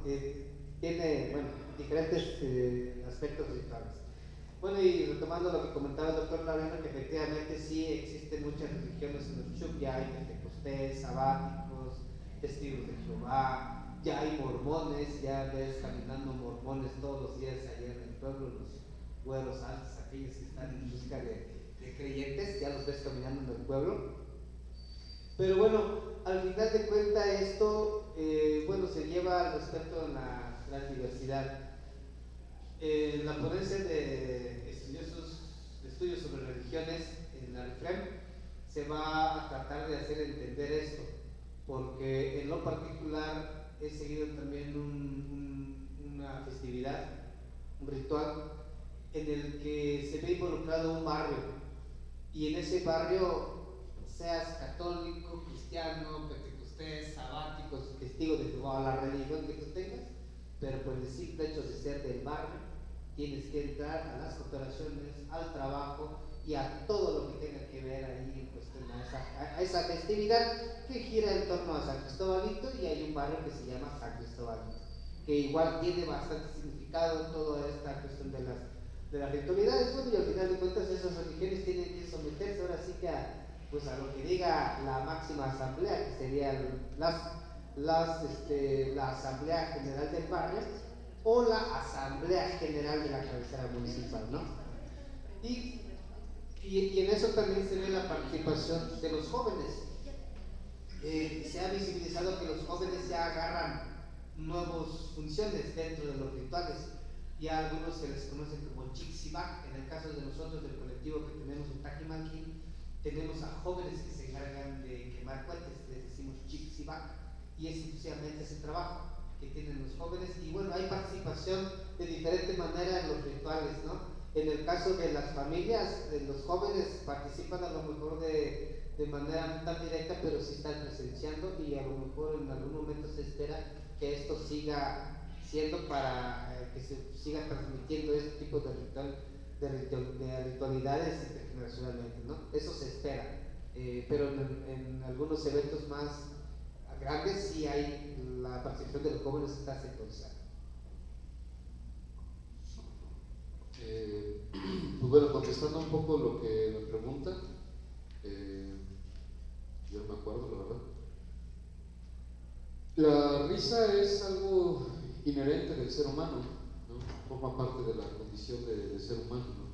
Se ha demostrado incluso que hasta los animales ríen, pero no tienen la capacidad de poder formular una broma, ¿no? De poder construir, ¿no? Una narrativa que produzca, ¿no? Este efecto de la risa, ¿no? Que eso es lo que es muy especial en el ser humano, particularmente en la cuestión de la risa y el humor. Sí, es obviamente, ¿no? De cómo funciona la risa, creo que funcionan muchísimos otros temas también, ¿no? No todos tienen acceso a poder comprender, ¿no? O llegar a una resolución en los chistes, ¿no? Usted dice que pues, parecen crueles esos chistes. Para mí es una forma de doblar la realidad, ¿no? Mientras nadie salga herido, de cierta manera, ¿no? Creo que funcionan bastante bien. Particularmente con respecto al humor de los indígenas, ¿no? Tengo un compañero comediante que es de la Rainza. Siento que es el primer comediante indígena de stand-up que conozco hasta este momento, ¿no? Al menos aquí en el sureste. En el norte sí hay algunos que hacen comedia, y me parece bien interesante porque yo he tenido la oportunidad de platicar con él de una manera un poco más informal, y también de entrevistarlo para la investigación que estoy haciendo.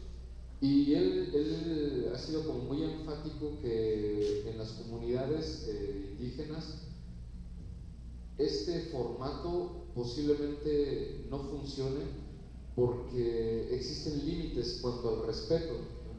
O sea, no se pueden hablar de religión, no se puede hablar de política, de algunos temas que pues para nosotros aquí en la ciudad o en los open mics, ¿no? O entre nosotros parecieran como casuales, banales y sin una relevancia, ¿no? Todo lo contrario, ¿no? Pareciera más como un momento en el cual nosotros podemos desfogar, ¿no? Nuestras inconformidades, ¿no? Con la religión, con todos los paradigmas, ¿no? Pero en las comunidades indígenas no es así, ¿no? O sea, hay temas que se tratan con extremado respeto y con mucho sincretismo también, y creo que ahí está la limitación, ¿sí? Una vez el maestro Antonio me contó un chiste, ¿no? En Tojolabal, creo que fue el de la sandía que se cae y se parte. Y aunque no comprendo ahora sí que soy como mi perro, ¿no? Entiendo, pero no puedo hablarlo, ¿no? Me reí, me pareció muy gracioso, fue un buen chiste, ¿no? Por así decirlo, aunque entendí la mitad, ¿no?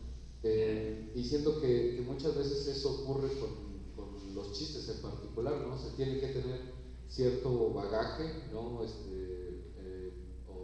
ciertas referencias para que algunos chistes funcionen, ¿no?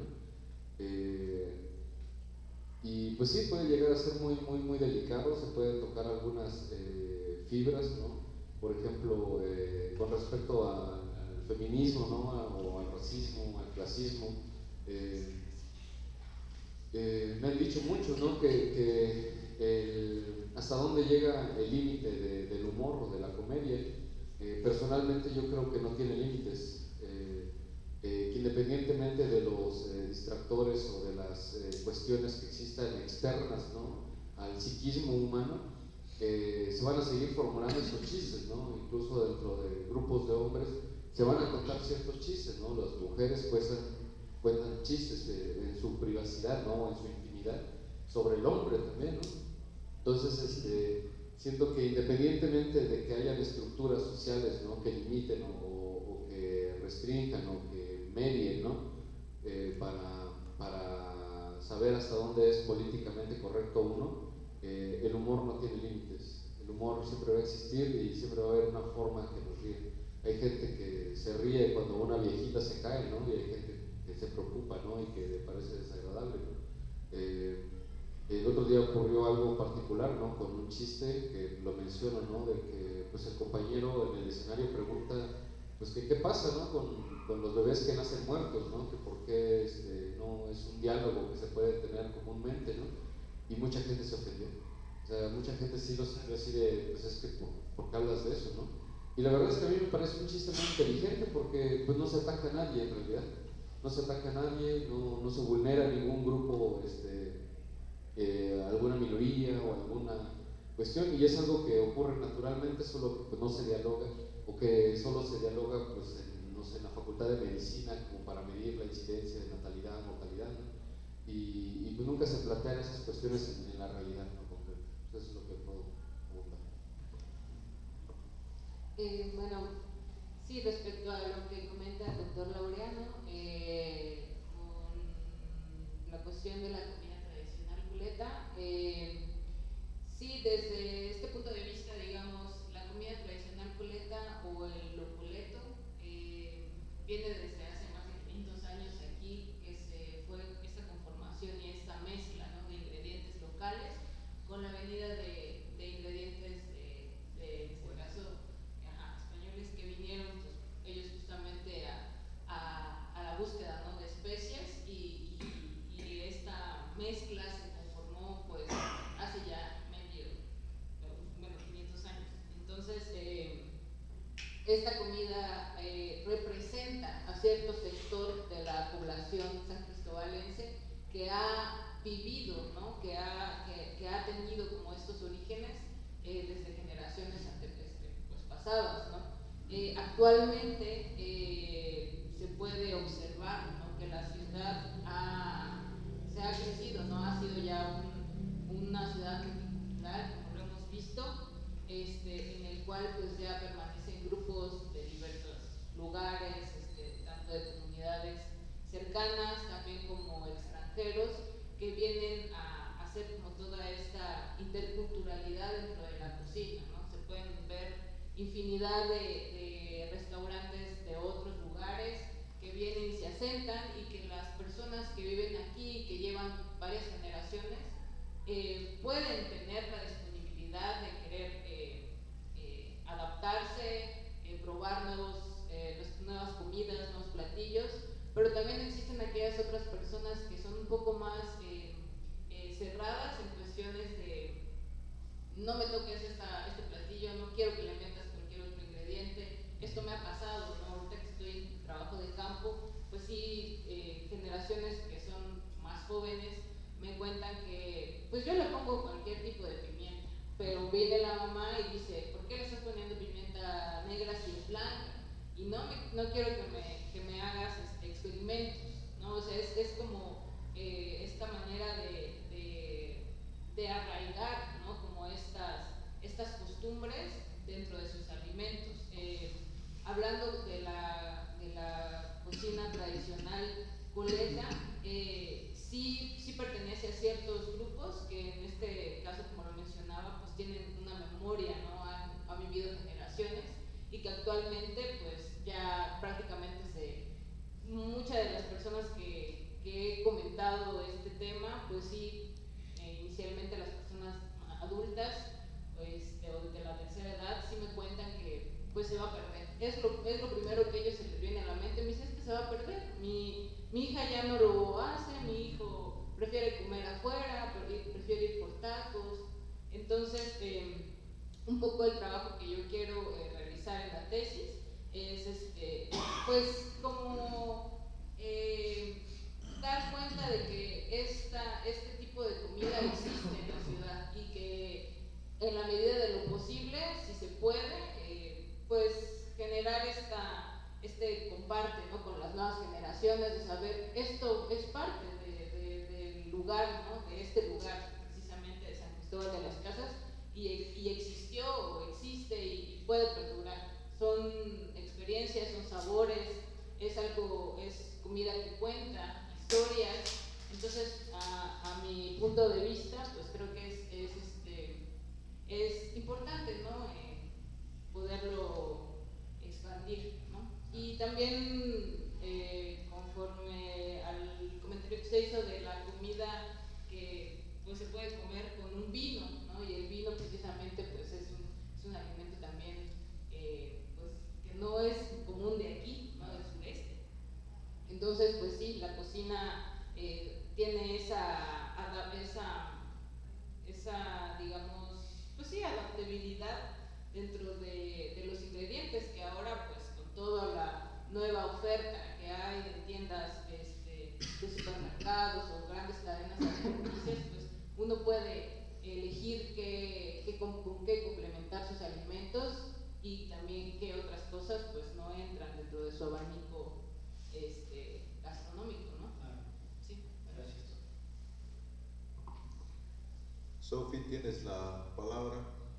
Hola, hola a todos, muchas gracias. Pues respondiendo a la pregunta del doctor Laureano, en Santiago de Chile ha sido muy bien aceptado este concepto carrera del paciente, pues me he encontrado con otros estudiantes de doctorado que también utilizan una perspectiva fenomenológica hermenéutica para estudiar, por ejemplo, perspectivas del dolor crónico. Tengo una compañera española que ella hace su doctorado desde una perspectiva fenomenológica hermenéutica, pero no desde la carrera del paciente, no toma ese concepto.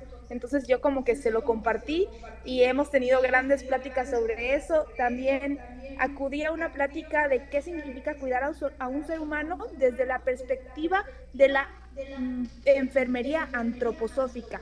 Entonces ahí yo también explicaba cómo la carrera del paciente influye en este entendimiento de los seres humanos, de lo que es cuidar, de lo que es buscar atención, y cómo las enfermedades y las condiciones tienen toda una trayectoria y están compuestas desde procesos de saber, desde procesos también de los diferentes capitales, el social, el cultural, hasta la política influye en la manera en que nosotros percibimos y cómo vivimos nuestras enfermedades. Tengo por ahí ya muchos autores nuevos que agregar a mi tesis, incluso uno del padre de la bulimia, que es tutor de mi compañera española, que es el psiquiatra Otodor, es chileno, de hecho, y este psiquiatra hace un recorrido histórico de que al principio era apraxia, se llamaba, él descubrió el concepto bulimia. Entonces, habían pacientes que se morían por disfagia y hiperfagia de la mujer joven.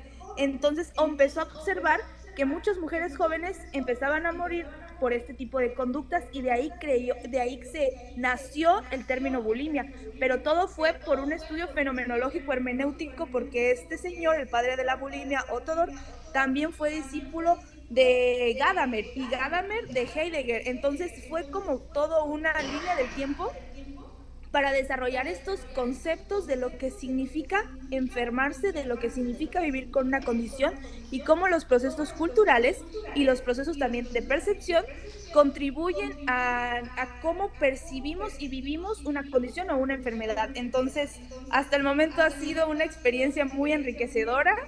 Me he sentido muy feliz aquí y me he sentido sobre todo entendida en el concepto que yo tengo información útil para agregar a mi marco teórico. Y sobre todo también puedo tener charlas muy amenas con mis compañeros y con mi tutora también, la doctora María José Poblete, que me ha acercado a familias de infantes autistas no verbales aquí en Chile, y es completamente diferente la perspectiva que ellos tienen de la condición, de cómo se acercan a una atención. Aquí no hay como institutos, aquí son centros y la mayoría son gratuitos. Entonces me cuentan sus experiencias, los tiempos de espera, que para mí ha sido muy enriquecedor tener estas dos perspectivas latinoamericanas, de la mexicana y la chilena, al ser un país muy ordenado, pero que también tiene sus dificultades. Gracias, Sophie. Pues Gracias. bien, quiero agradecerle a todos nuestros ponentes y a los acompañaron en línea y tanto presencial. Pues como nuestro tema, pues trató justamente sobre la diversidad cultural y espacios sociales, pues que lleva el nombre de nuestro programa de posgrado. Pues, ¿qué aprendemos sobre este asunto, no? Desde de lo que señala Sofi, ¿no? Pues la familia siempre ha sido una institución principal, pues en la salud y en la enfermedad. Ellos son los primeros en estar en este asunto. Y lo otro, pues, el tema de la gastronomía, lo que les comentaba, ¿no? Pues es que justamente nos incita a tener hambre tan temprano, pero es interesante, ¿no? Porque finalmente se vuelven esos espacios como el hogar y la familia un espacio de resistencia, de transformaciones, donde hay cierto recelo sobre alterar ciertos productos. Por ejemplo, yo me hacía recordar, ¿no? Cuando mi mamá hacía sus tamales, dice, tú no metes la mano en la olla, dice, porque no se va a cocer parejo el tamal. Pues bueno, ¿no? Tendrá sus razones, y justamente son estas diferencias sociales y culturales que existen en cada contexto social, ¿no? Entonces, pues también como la compañera señala, ¿no? La cocina también permite la adaptabilidad y la transformación de las recetas, ¿no? Diría uno, la adulteración de las recetas. Lo otro, pues, es lo que llama Alberto, ¿no?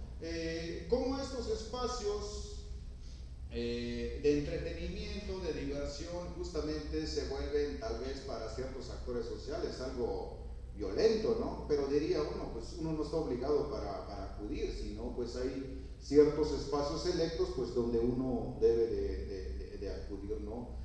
Y lo otro es estos espacios de resignificación, de reconstrucción, de lo que llama Rolando, ¿no? Sobre cómo un espacio vacío se convierte en un espacio de vital importancia.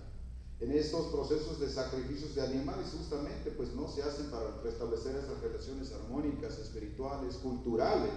Entonces enterrar una cabeza de vaca no es nada más un acto de ritualidad, ¿no? Sino pues es para sustentar el qué hacer del sujeto social en este mundo, ¿no? Lo otro pues es este asunto de la maternidad con Frida, ¿no? Me llama mucho la atención porque yo me quedé pensando desde mi postura como Toño, yo estoy asumiendo el rol de paternidad, ¿no? Que la mayor parte del tiempo yo paso con mi hija, con mi hijo, ando por aquí, ando por allá. Entonces diría el doctor Reyes, ¿qué está pasando con esos otros cuates, no? No es que me esté quejando, ¿no? Simple y sencillamente es una reflexión de que nosotros estamos en un contexto totalmente distinto, ¿no? Que hay, por ejemplo, hay un tema que tú señalabas ahí sobre las maternidades forzadas, ¿no? Y lo otro es justamente la construcción de redes de solidaridad entre estas mujeres que existen, ¿no? Porque pues tenemos una estructura institucional, política, económica, pues donde no te permite llevar al hijo porque pues hace mucho ruido, o las mujeres, por ejemplo, tienen mucho, están más restringidos en estos espacios. Un hombre puede dejar, entre comillas, dejar a su hijo e irse.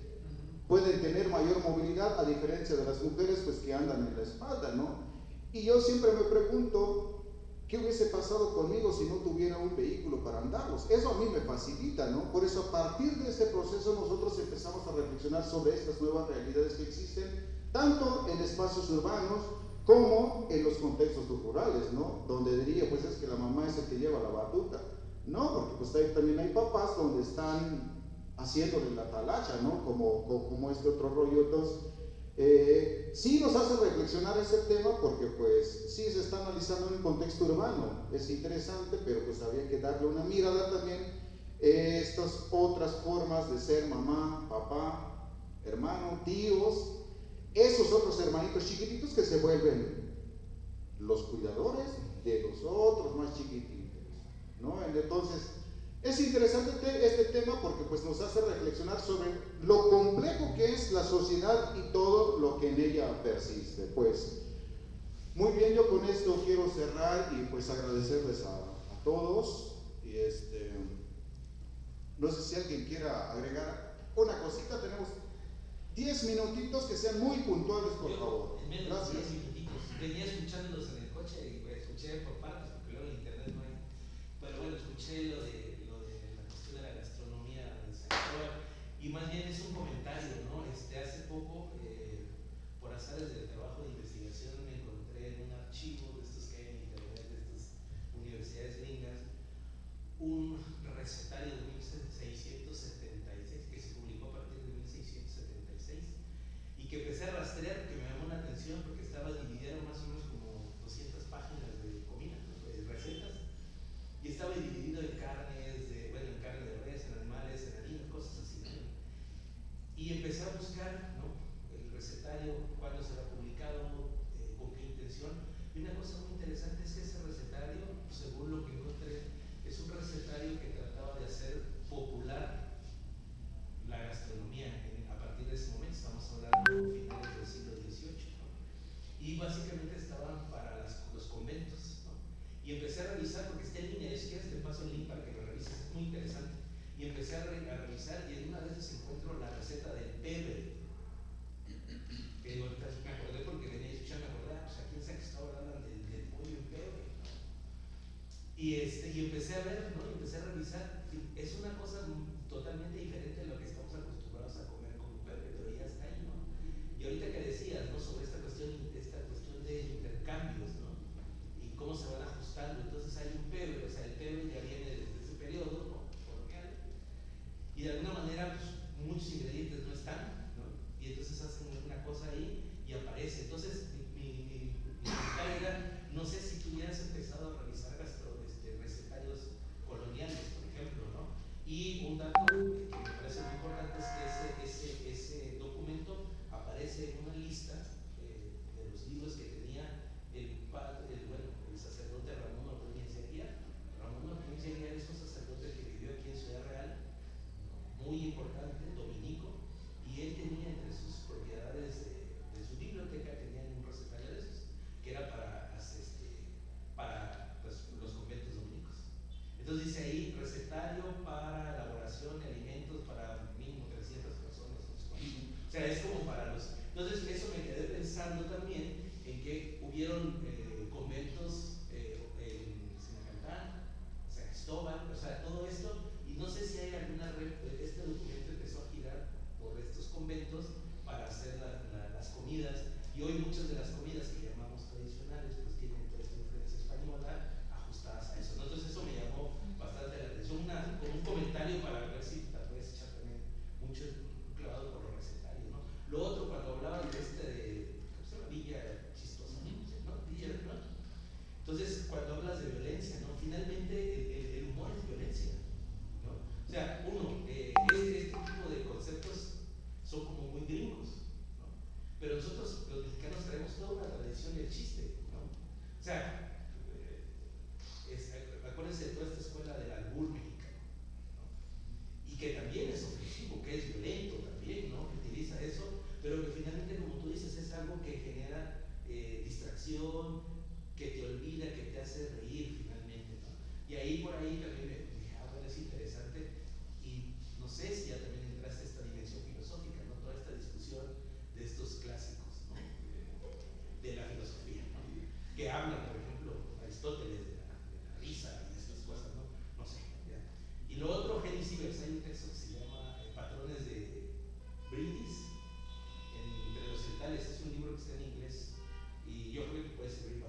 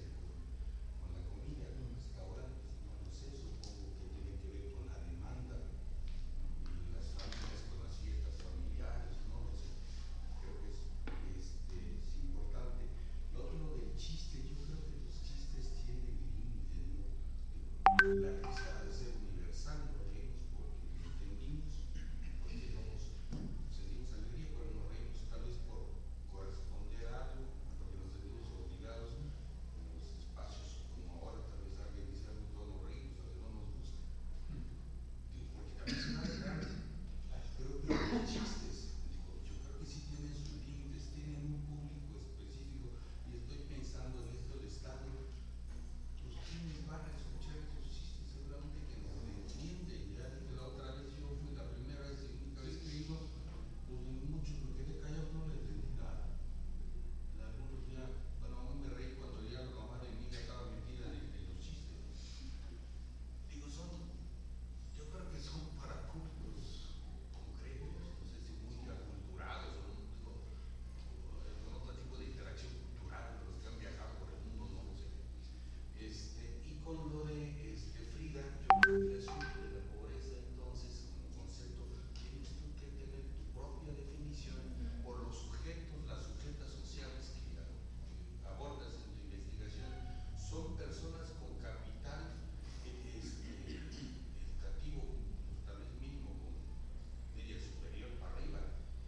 Su percepción, su definición, su manera de concebirse es distinta a una señora que está aquí en el mercado vendiendo sus productos diarios, o la señora que hace comida en el mercado, no lo sé, y anda ahí jugando su criatura y platicando. Digo, no, tal vez desde nuestra formación miramos una, desde lo que vemos, con lo que conocemos, vemos, juzgamos, están sacrificando el pollo, está derecho el pollo. Digo, para ellos es parte de él.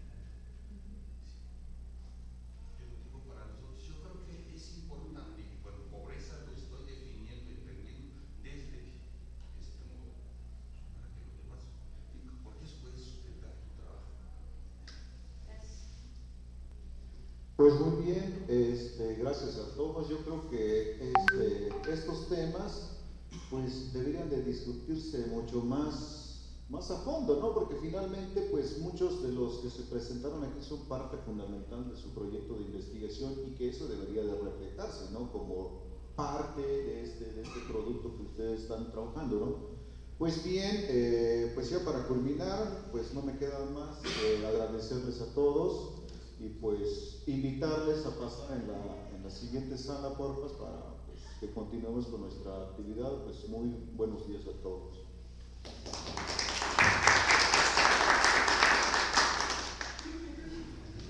Adiós, Sofi. Bueno, adiós.